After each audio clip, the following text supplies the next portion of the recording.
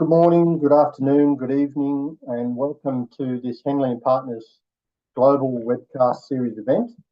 The topic for today's webcast is Higher Education and the Australian for Talent Independent Program. My name is Tony Leneves and I'm the Managing Partner of Henley Partners in Australia. I'll be speaking today about Australia's Global Talent Program and we'll discuss how the program links with higher education in Australia. I'll also cover the new National Innovation Visa, which will come into effect later in the year.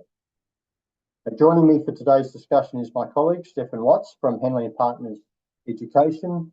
Stefan is based in the UK and specialises in the Australian secondary and tertiary education sector. He'll cover the Australian education system, the benefits of studying in Australia, and some of the options currently available for international students.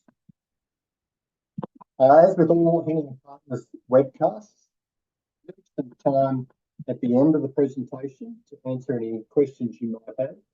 If you do have any questions, section. The webcast is also being recorded and the recording will be made available to all of those who registered for the event. And of course, we'll also provide our contact details should you wish to schedule a one-on-one discussion in the future. Okay, so let's get started. For those of you who are new to our events, Henley Partners is a citizenship and residence advisory firm. In fact, we're the global leader in citizenship and residence by investment.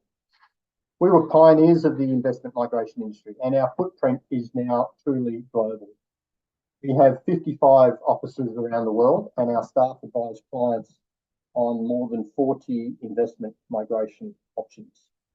And of course, today we're focusing on one of those options, the Global Talent Program. But private client advisory is just one part of what we do at Henley Partners. The other side of our business is government advisory. And over the past 3 decades, we have advised multiple governments on the design, the setup, and the implementation of some of the world's most successful investment migration programs.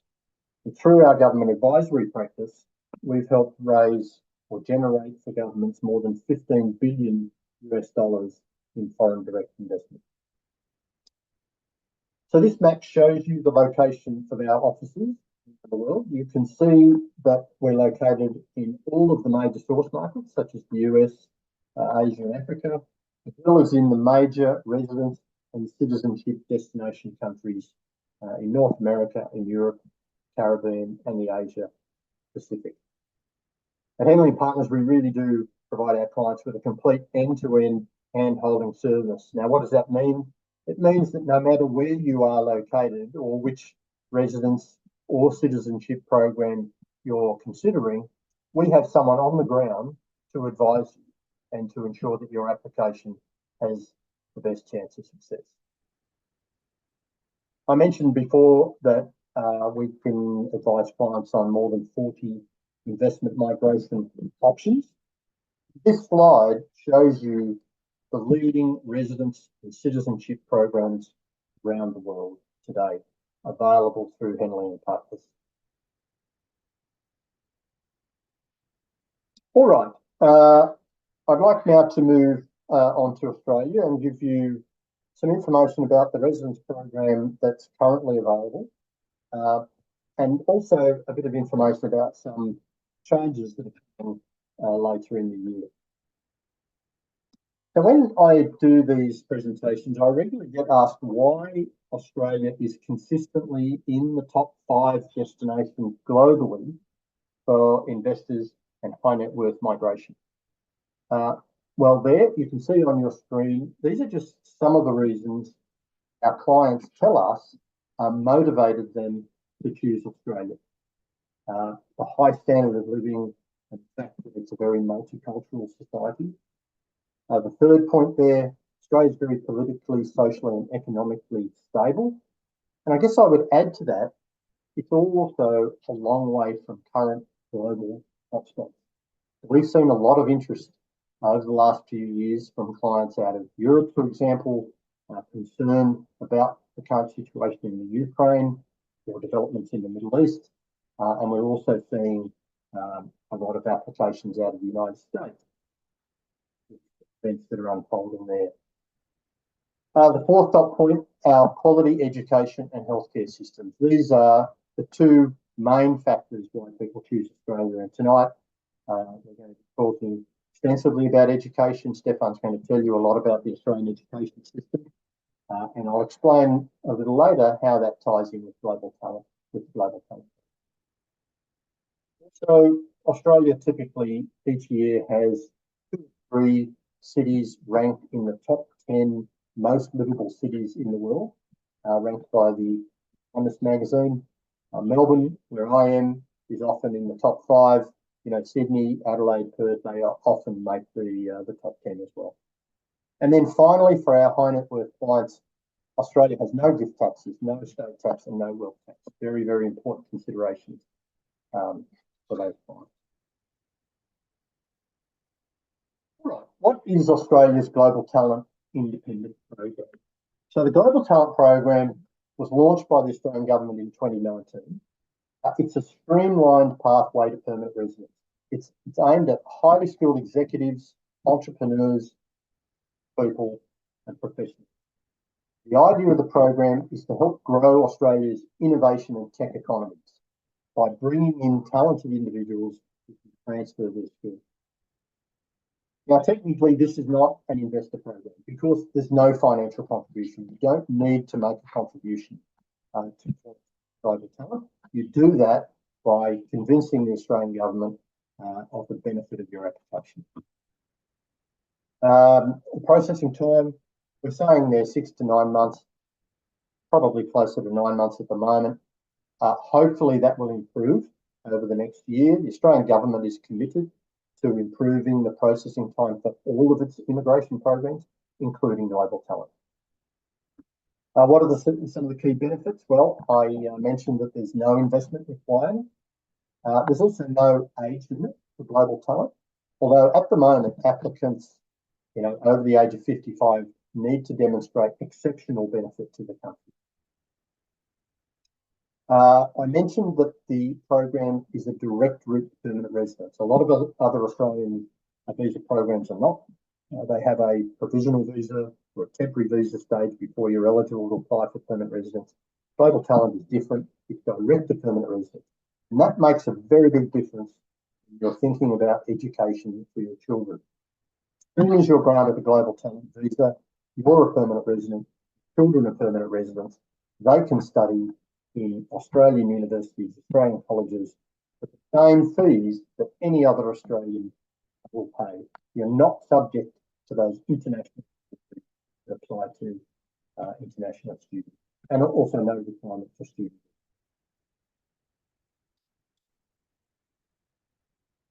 All right. With the Global Talent Program, the Australian government says it is seeking the best and brightest talent in those 10 future-focused industry sectors. Now, these have changed from time to time. There's been a few added. They may change again later in the year, but at the moment, they are the 10 sectors that the government is focused on. Here at Henley Partners Australia, we've assisted clients in all of those sectors. The most common for us would be, looking down the list, energy, health industries, digitech, financial services and fintech, and education. But we can assist clients, and we have assisted clients involved in all of those industry sectors. So what are the main requirements for the main applicant, or the GTI requirements for the main applicant? Well, you need to be internationally recognised and currently prominent in your field. And in your application, you need to provide evidence of your outstanding career achievements. Now, that might be if you're employed, you might be in a very senior role. If you're not employed, if you're self-employed or you own a business, your business might have some patents in some innovative technologies. You may have received some professional awards.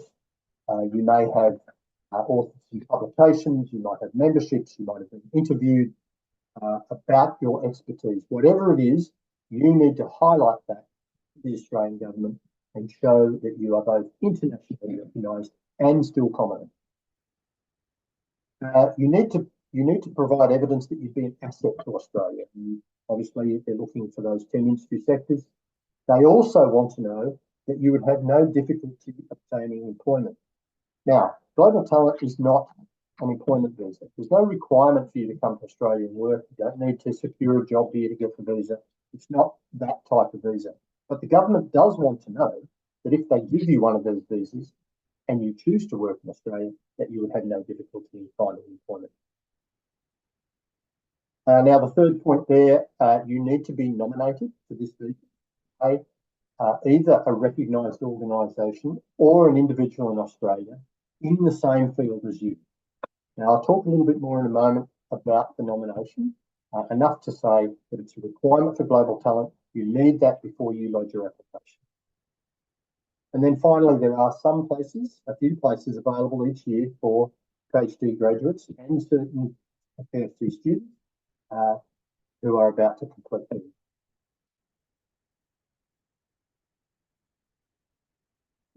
How does the application work, and why should you use Henley Partners with one of these applications? Well, at Henley Partners, we have what we call dedicated relationship managers. We will have a relationship manager to look after your application, to oversee the entire process from the start to finish. Make sure that your application has the greatest chance of success. Now, part of the application requires a very detailed resume, detailing your career achievements. At Henley Partners, we've partnered with an Australian-based, a Victorian-based company of professional resume writers. They will either prepare your resume or rewrite your resume if you already have one, as well as your supporting statement, to make sure that both of those things fully address all of the eligibility requirements. That's built into our process. Now, I mentioned the nomination. This is a key point. If you talk to other companies that will offer the Global Talent Program, they'll certainly tell you about the nomination requirement, but most of them will say to you, you need a nominator, go and find a nominator, and then we'll help you with the application. At Henley Partners, we don't do that. We will find a nominator for you, either an individual in Australia in the same field to nominate you, or a recognised organisation, a peak body generally in your area. Of course, if you know someone in Australia, you might know someone through your business connections, through your academic connections, and you believe that person might be able to nominate you. Of course, we'd like to hear about them, who they are. We'll contact them, we'll have a discussion with them about what's required. We'll make an assessment about whether we think they are suitable as a nominator. If they are, of course, we will use that person. But if not, we will find a nominator for you. Once we've done all of that, we'll then prepare your expression of interest. That's the first part of the process. You need to put an expression of interest to the Home Affairs Department. They'll look at what you say in that expression of interest, and they'll decide whether to invite you to apply for the Global Talent Program.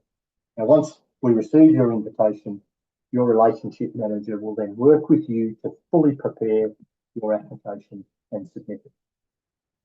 Now, while the government is considering your application, and that takes, as we said, several months, there are other requirements, including the health and character requirements. Now, everybody who gets a permanent visa for Australia must pass our health and character requirements, but our relationship managers will assist you with that, with the forms that are required, how you do that in your home country, how you submit your health and character requirements. And then finally, at the bottom there, Henley Partners success rate for the Global Talent Program is 100%.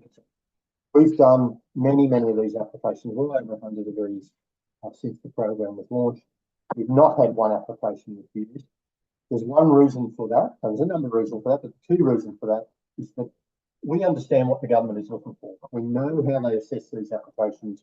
We know how to present. We've been doing it for a long time, and we know how to put your application together and present it to the Australian government. The other key reason is that we're very selective at applications that we do. If you're interested in global talent and you think you might qualify for it, please get in touch with us. We'll have a discussion with you. If we think we can do visa, then we'll talk to you about the process and about applying for it. But equally, if we don't think we can get you, don't think you will qualify for it, and we're not confident of getting you the visa, we'll tell you that right at the beginning before you've incurred any costs at all, so that you're not out of pocket and you haven't wasted your time and money. So that's the Australian Global Talent Program. That's why we think you should use Henley Partners to help you with it. It links to Australian education. Stefan's going to talk about that in a moment, but it links to Australian education because it's a permanent visa.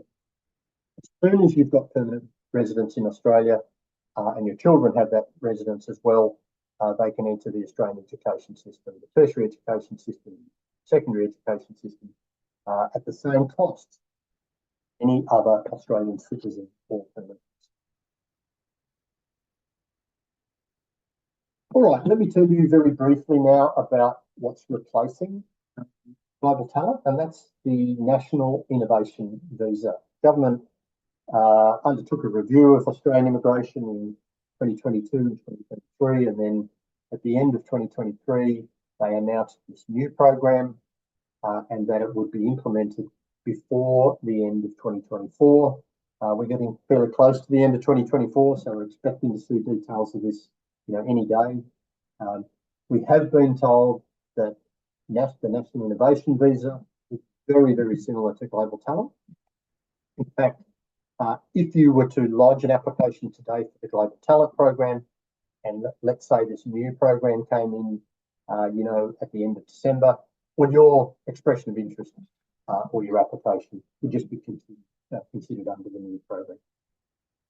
It will continue to target exceptionally talented migrants to drive innovation in sectors of national importance.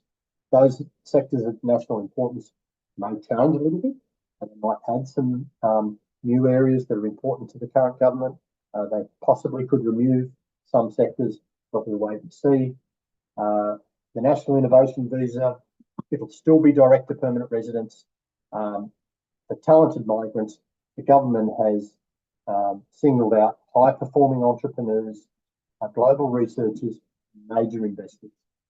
Now, while we haven't seen the details of the program, and as I said, we should be seeing those fairly soon, we do believe that the new program will now cater for investors, whereas the Global Talent Visa has not. The National Innovation Visa will. And so if you are an experienced investor, an angel investor, a VC investor, and you've been investing in those areas of national importance and you have a track record of that, then the National Innovation Visa will cater for you. And then finally, I should mention that the government has allocated 4,000 places in the 24-25 program year. We're halfway through that program now, and that's both for the Global Talent Program and the new National Innovation Visa when it takes over. So that's the National Innovation Visa coming at the end of the year and replacing Global Talent. All right, very briefly, Australian citizenship. The Global Talent Program does provide a pathway to citizenship. It's a permanent visa. Once you've held that visa and you've been lawfully resident in Australia for 4 years, then you'd be eligible to apply for Australian citizenship. Once you have that, obviously an Australian passport. And you can see there that for Australian citizenship, there's an English test, a citizenship test, and some other things that you need to complete. All right, so that's the Global Talent Program, the National Innovation Visa, and Australian citizenship. I'd now like to hand over to my colleague Stefan from Henley Partners Education. So, as I said at the beginning, Stefan is going to outline Australia's education system, the benefits of studying in Australia, and some of the options that are. Brilliant. Thank you, Tony. It's always interesting to sit in on these presentations. I've heard many of them over the years. And when I look out of the window and see the snow in my garden, I question why I live in the UK and I don't live in Australia. But yeah, you might see me there very soon, Tony. So look, thanks for joining everyone, wherever you are in the world. Just a bit about me to start with. So I was an international student myself many years ago now.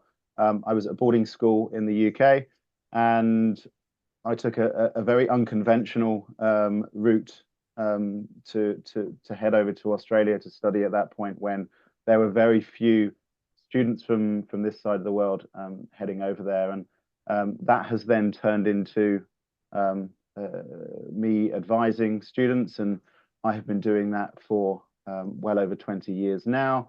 In that time, I've worked with students from, I believe, 90 odd different countries and nationalities. So my experience is fairly broad in terms of assisting students to apply to various different institutions all over Australia and from all parts of the world.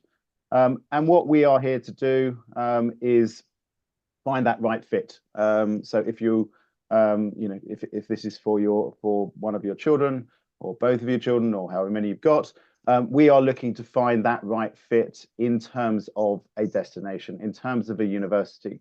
And for that, there are a number of different factors that we will consider and we will discuss over, a fairly lengthy process from our end, just to make sure that we are choosing, or we are helping you choose rather, the right institution for your children based on lots and lots of different factors, and that could be it could be location.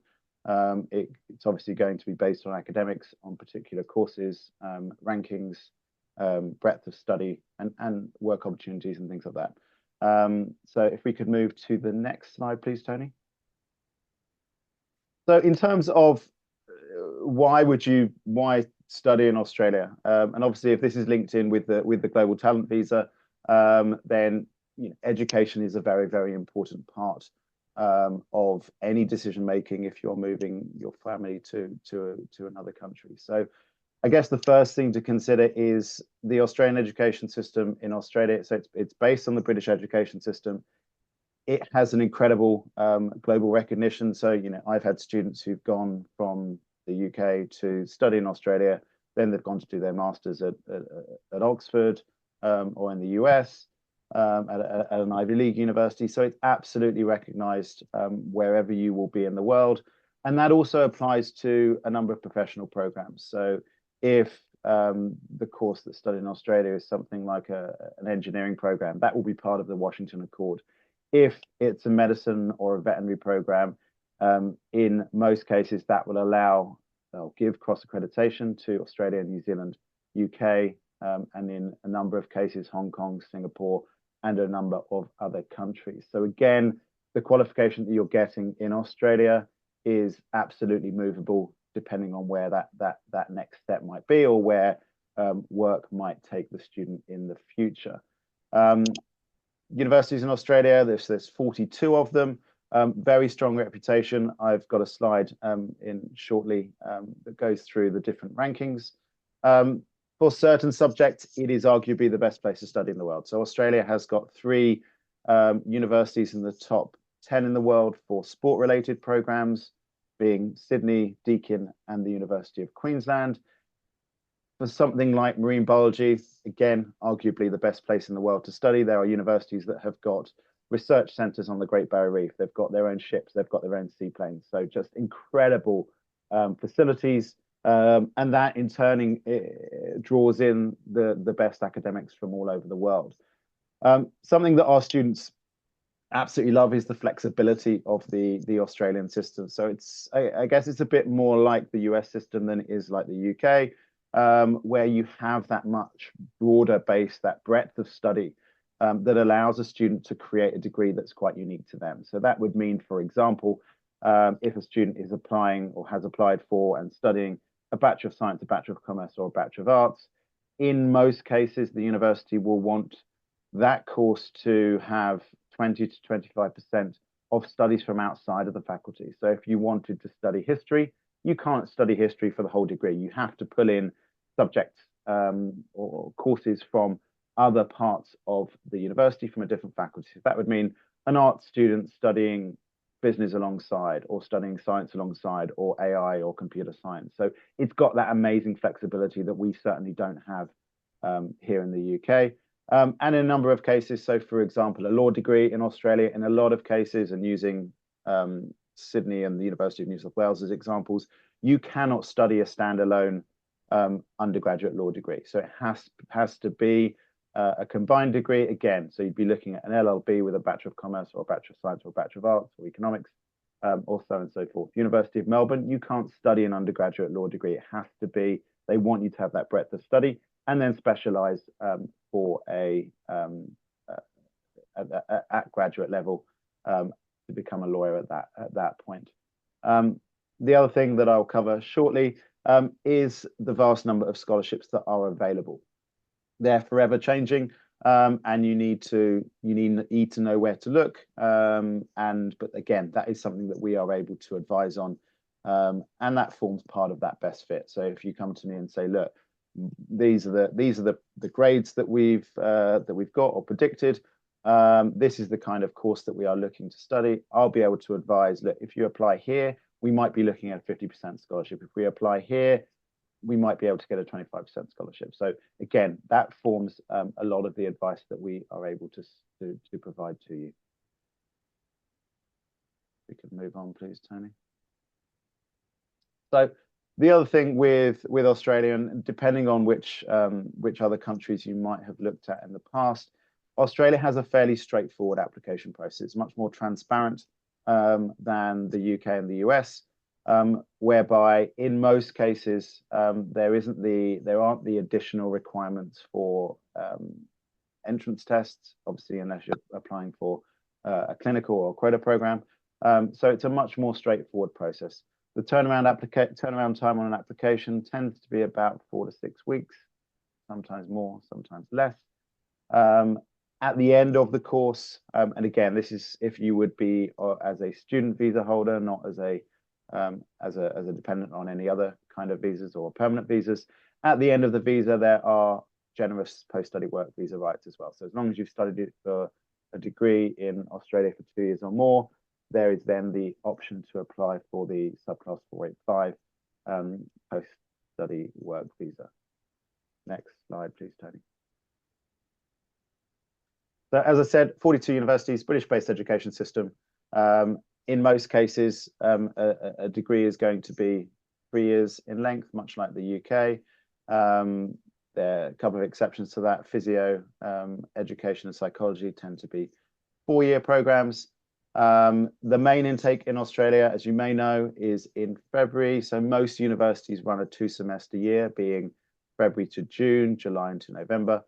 There are some exceptions to that. A handful of universities do run a trimester year. So the entry points at that point for those universities would be January, May, or May and June, and then October, November. So if you're an undergraduate student, most of the students would be starting in the February, and that's when the cohort of Australian school leavers tend to start. So my preference, my advice is always to look at that first semester, which is when everyone else is commencing, but there are the options to study outside of that. So rankings, 9 universities in the top 100 in the world. And if we could go, actually, if we could flip 2 slides, actually, Tony, I think.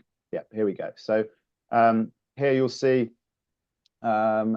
just, a splattering of different rankings. Obviously, if you're going to look at rankings, please make sure you are looking at the subject rankings as well as the overall rankings. So Australia currently has 3 in the top 20 in the world: Sydney, UNSW, and the University of Melbourne. But you'll see there that Monash, for example, number 2 in the world for pharmacy and pharmacology.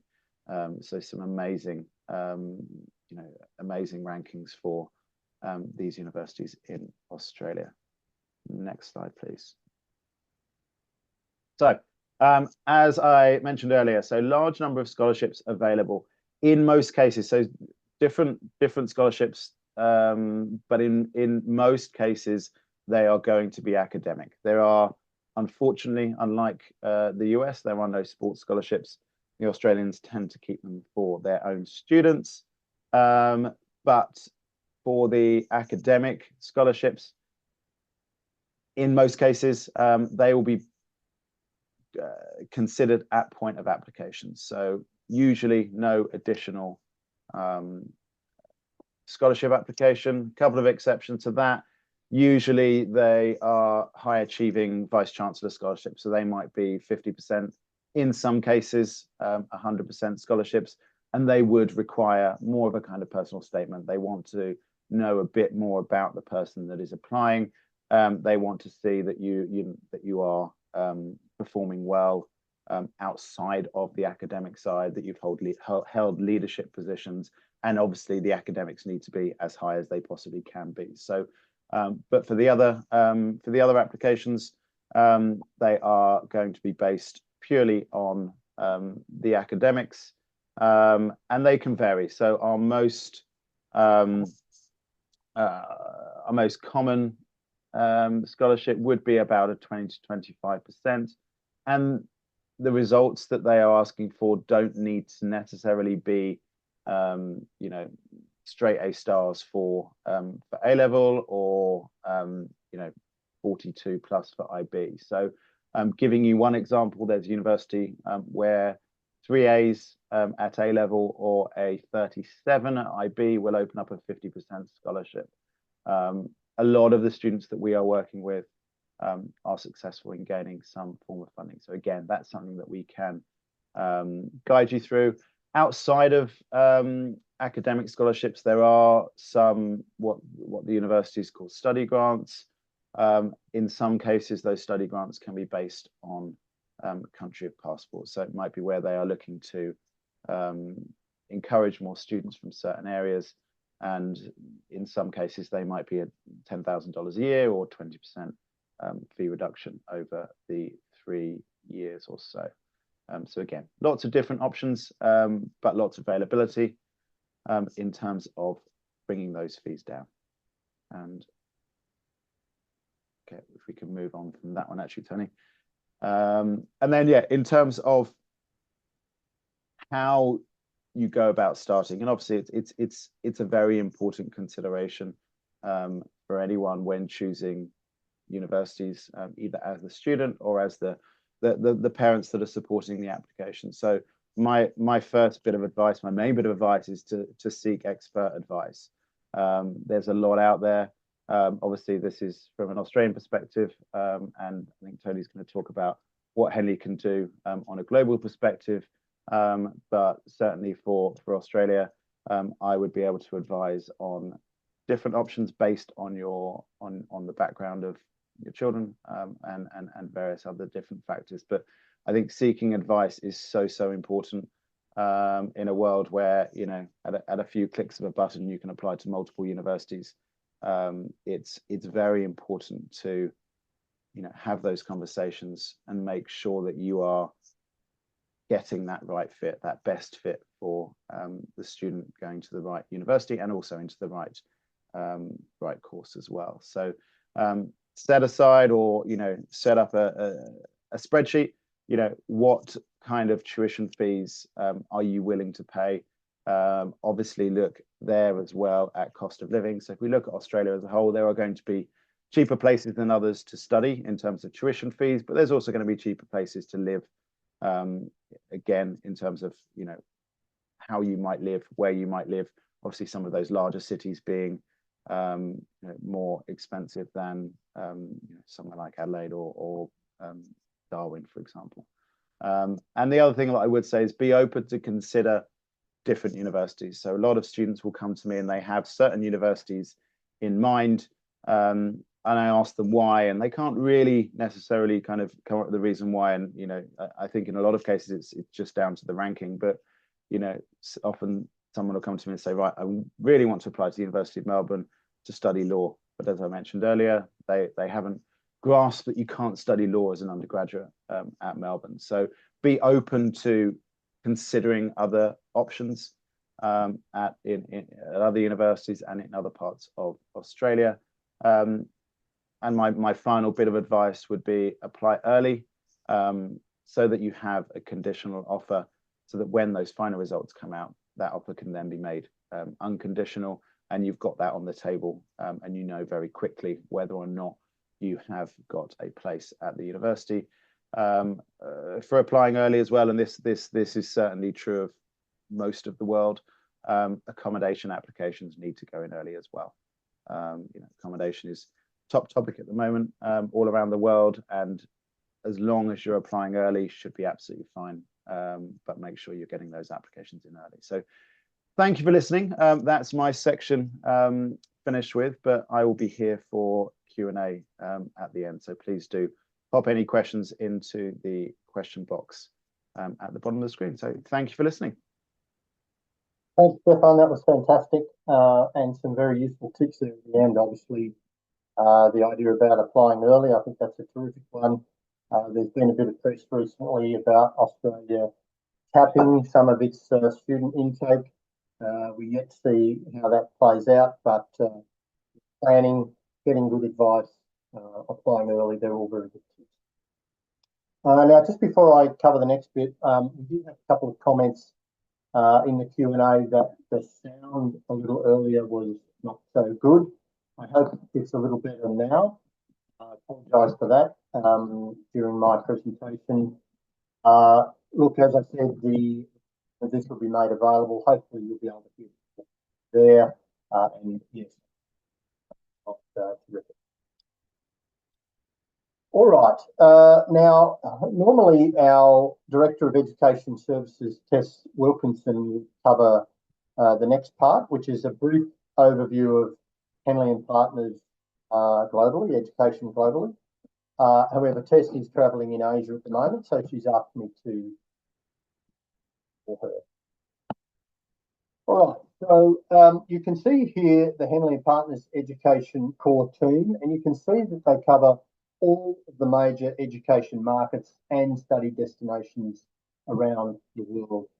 The team has more than 25 years' experience as educators in international and universities, working, for example, as school heads, principals, directors of admissions, college counsellors, and so on. They have an extensive international network and access to the best schools, the world's best schools and universities.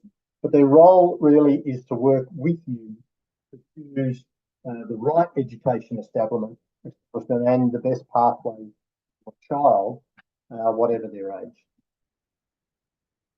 Now, a few key points to note about Henley and Partners Education. Henley and Partners Education is a standalone premium service. They are not, they are completely impartial and not linked in any way to any particular country or any school or university, completely impartial. The service is bespoke and it's 100% focused on achieving the best outcome for your child. And as you can see from tonight's presentation, Henley and Partners, we are the only service provider who can offer a solution that enables your child to graduate with both a degree and citizenship or residence. Very unique. Our Henley and Partners Education, there are three key service offerings. The Henley Academic Profiling Assessment, or HAPA, our school and university admissions counselling, and a range of additional add-on services. All right, so what is HAPA? HAPA is a fully adaptive online assessment for children aged 6 to 16 years. It covers maths, English, verbal and non-verbal reasoning, and it provides a standardised score. The assessment can be done online, at home, and it takes an hour and a half to 2 hours. The scores assess a candidate's result, your child's result, in relation to their international peers. And it provides a snapshot of their academic ability at a particular time. So measured against other children of the same age in other countries studying the same thing. So the results are provided to you within 5 days. Then the the Global School and University Admissions Counselling. Well, if you choose that, that starts with a 60-minute obligation-free and cost-free consultation. If you want to move ahead from there, of course, you're onboarded. There's a client agreement and discussion of payment terms, an in-depth discussion with your family to explore education options for your children. We offer support with preparing applications for various educational institutions, also assistance with the enrolment process at their new school or university. The idea is to help parents navigate, the complexities of finding the right school or university and getting your child into that. And then I mentioned that there are some additional services available. These can include, there's a list of them there, university tours in the US, Canada, the UK and Australia, some summer programs in those countries. There is a 4-year pre-college counselling for the US. There's advice for children with special education needs. We can cover assessment, mentoring and tutoring for your child. Assistance with homeschooling, if that's important. Specialist schooling for elite athletes, and a range of other concierge services which you can get. Now, these can either be linked to the HAPA assessment or the Global School or University Placement Services. So that's just a very brief overview of Henley and Partners Education. Let me just put up contact details for myself and Tess Wilkinson, our Director of Education Services. If you've got questions about Henley and Partners Education, what they can do, what they offer, how it works, the costs and so on, please direct them directly to Tess. Her telephone number is there, her email address is there. Send her an email. She'll get back to you and answer any questions that you might have.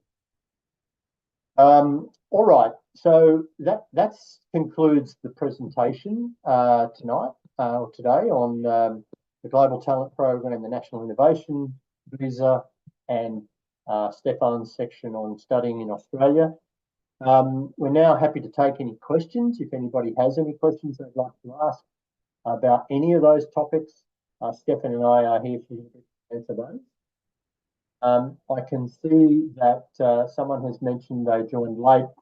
Can we recap? A little bit hard for us to recap everything that we went through, but I did mention that we'll make the recording available to everyone who's registered. So once you have that, it should be clear to you.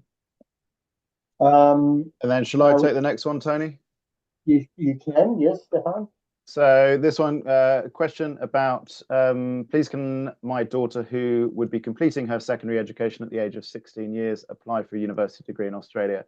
So the short answer to that is no. There would be no direct entry into a university degree because the prerequisites wouldn't have been met, i.e. that she would need completion of high school. However, there are routes into an Australian university for someone who has studied GCSEs or equivalent, whatever level she's at. So it might be that we would look at a foundation program that's pathwaying into a university. There's obviously it's a bit more involved because she would be under 18, but yeah, it's absolutely an option for your daughter. Thanks, Stefan. I might add to that, of course, if you qualify for Global Talent and your children get the Global Talent visa, then you could put your daughter into the final years of high school in Australia, and then hopefully with the result there, she would qualify for university entrance as a permanent. Okay, we have a question. What are the employment opportunities and support for someone with a non-tech profile, senior experience in risk management and compliance? Look, what we offer at Henley's is the opportunity to get the Global Talent Visa for you. We're not here to find you employment in Australia, but I can tell you that there are many roles in the risk management and compliance field in Australia. So if you were to get a global talent visa, I don't think you would have much trouble finding employment here. If you'd like us to have a look at your profile and give you some advice on whether we think you would qualify, feel free to send through an email, attach your resume or your LinkedIn profile, and we can get back to you and give you some advice about global talent. All right, I have a question about why is the government changing global talent to the National Innovation Visa? So look, this came about following a review that the government undertook in 2022 and 2023. They looked at all of Australia's programs, including global talent. They assessed whether it was delivering on what it was aimed to do. Generally, with global talent, they feel that it is, but they feel there are some changes they could make, and so they've started to do that. But importantly, the government have made it very clear that they're not wholesale changes. The new program will be very similar, and it's targeting the same people, the same globally talented people, in innovative industries. And if you have applied for global talent, your visa is not finalised by the time the new program comes into effect, then your application will just continue under the new program. Can I include my adult children in a global talent visa application? The answer is yes. If you've got children over the age of 18 who are still dependent, who are full-time students, then you can include them in your global talent application, provided they're under the age of 23. Now, importantly, they need to be under the age of 23 when the government makes a decision on your application, not when you apply. And so, given the lengthy processing time, you'd really want to be applying with children under the age of 22. The government plenty of time to test your application when they turn 23. I have a question about including parents. Unfortunately, the answer is no. The Australian government does not allow parents to be included in any visa applications. I guess the good news with global talent, though, is that because it's direct to permanent resident and you're settled in Australia, then there is the opportunity for you to nominate or sponsor your parents under one of the parent programs, one of either the temporary long stay visitor program or one of the permanent parent programs. Okay, our next question. How long do I need to stay in Australia to get my permanent residence? Well, you don't need to stay in Australia at all, is the answer. The visa that you're granted is a permanent visa. The initial visa is valid, so you've got that 5 years to stay in Australia. At the end of that period, you will need to apply for something else to remain in Australia or to continue travelling in and out of Australia. That's called a resident return visa. Validity of that visa depends on how much time you spend in Australia in that first 5 years. And also, if you haven't spent very much time in Australia, the government looks at things like what ties you have. Have you, do you have some investments here? Do you have, children studying here? Do you have a business here? Are you working here? Those things. I've got a question about the fee structure. Yeah, look, we're happy to discuss our fees with you. Please just send me an email and I can let you know what our fees are. If you want to attach your LinkedIn profile or resume at the same time, we can also have a look and see whether you would be eligible for the Global Talent Program. I have a question about the Zoom recording. Yes, the webinar is being recorded. It will be made available to everybody that's registered. So hopefully you will get that very soon after the program. All right. Stefan, it doesn't appear we have any further questions. Must be we're getting towards the end of the year. Everybody's attended a lot of these, I'm sure, in 2024. Look, it's only left to me to say, thank you everybody for joining. You've got my contact details on the screen. If you've got any questions about education, please initially get in touch with Tess. If your question is specifically about, studying in Australia, it's likely your inquiry will end up with Stefan anyway, and he'll get back to you. We're always happy to answer your questions. Thank you everybody for joining. Have a good day, have a good afternoon, have a good evening. Thanks, Stefan, and enjoy the rest of the day. Thank you. Thanks, everybody. Bye.